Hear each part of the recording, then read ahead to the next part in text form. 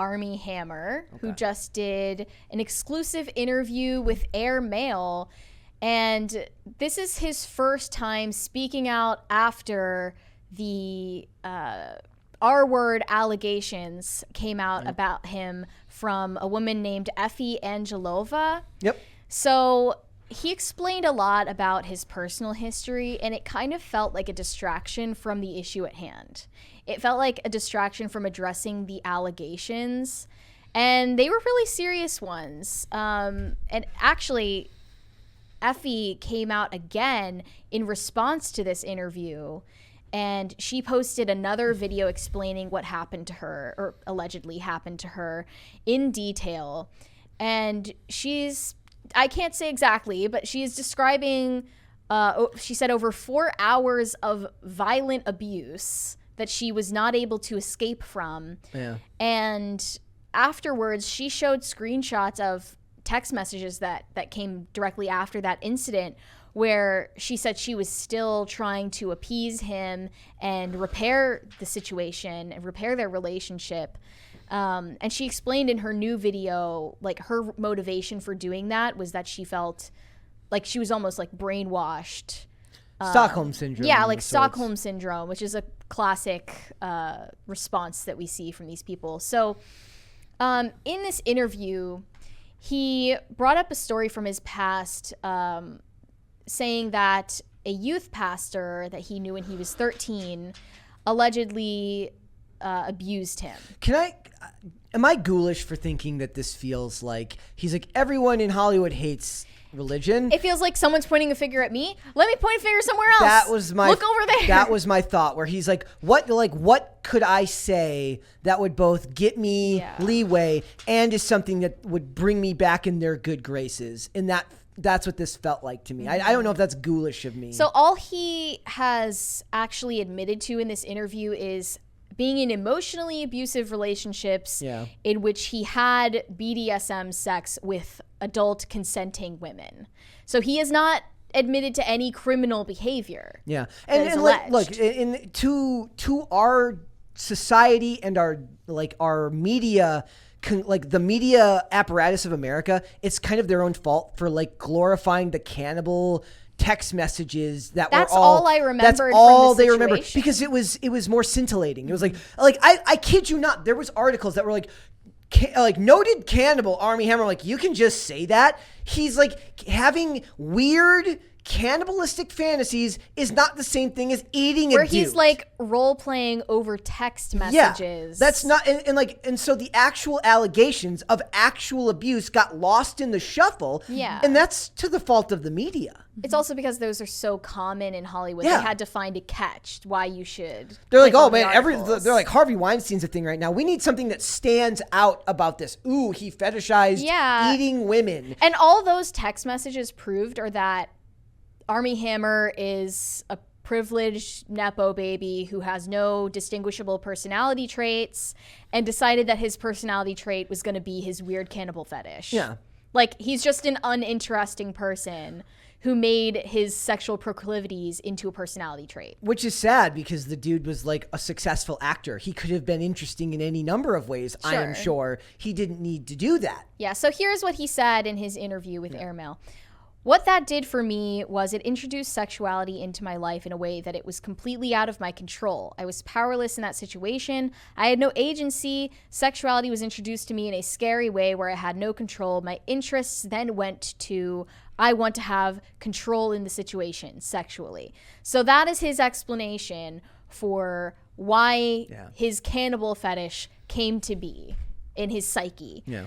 But that's not really what people should want an explanation for. They should be asking for an explanation regarding the serious allegations. It's just the media's manipulation of this story has gotten to the point where he hasn't even needed to respond. Does anybody have a hard time with stuff like this because there's no way of knowing?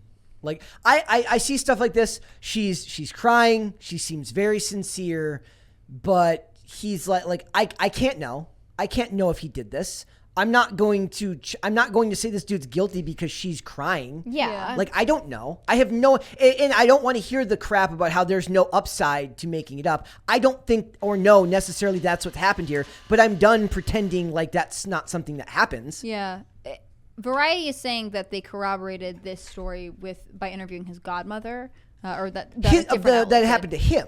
Like what happened to him, right? Like so when he was 13. Like when he was 13. But I'm saying I'm not. I can't take what he's saying for granted. I guess in this case, yes. Then she can corroborate that, but nobody can corroborate her story. Well, like I don't know. His story of suffering abuse doesn't negate a story of him inflicting No, it doesn't. In fact, it's pushing those could be connected based on what he's saying in this interview. And that's him passing the buck and saying because this happened to me. Like, but he's not even admitting to it. If you can attain a victimhood status, can anyone weaponize their victimhood status against you? Which is disgusting. That's a disgusting way to think about it, but like that's the way it is. Kids who are sexually abused are likely to abuse other kids. Like this is an established pattern. I don't think it excuses anyone, but it's similar to any kind of trial by jury where they try to introduce mitigating circumstances, right? So like the Parkland shooter, his mom was an alcoholic and he was born with all kinds of complications, both emotionally and physiologically.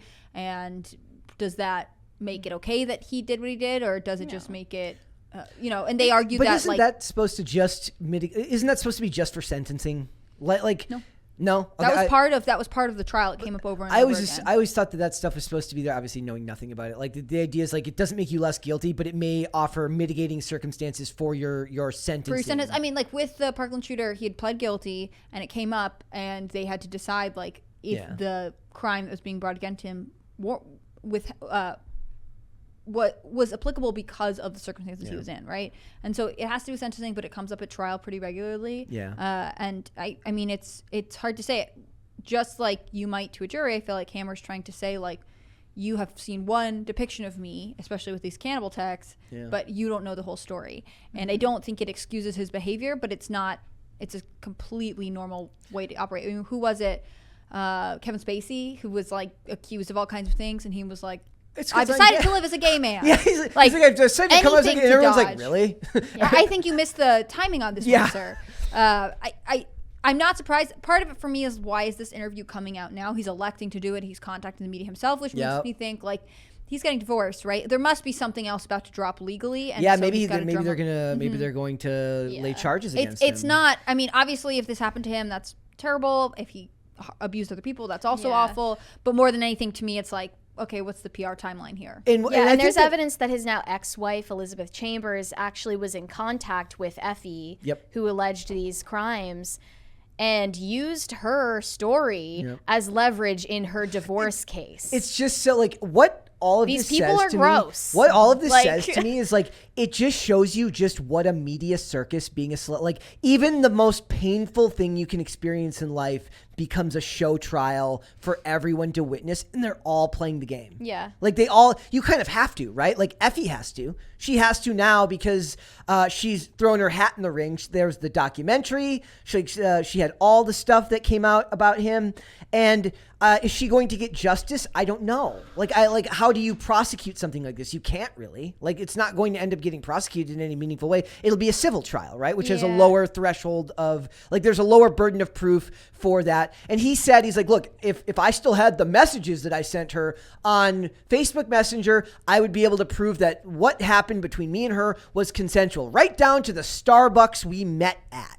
Right. So, but he's like, I contacted Meta, and like, I was like, well, you shouldn't have deleted those messages, dude. Right. Like, but how am I, like, that's very easily something a lawyer could have been like, pretend like there were messages, and then we'll pretend like we contacted Meta, and they'll be like, oh, we don't have those messages anymore. I just get it's irritated when stories like this come out, and then we as observers and like the plebs are expected to react in a certain way and believe a certain party. No, I don't believe either. When like we simply can't know the truth, but then we're like painted as the villains if we don't believe the victim every time. You know, like another piece of the story that is being called into the question is a sewer slide attempt that Armie Hammer talked about in this interview. Trying to bludgeon with guilt. He said that after Effie went public with these allegations, I just walked out into the ocean and swam out as far as I could and hoped that either I drowned or was hit by a boat or eaten by a shark.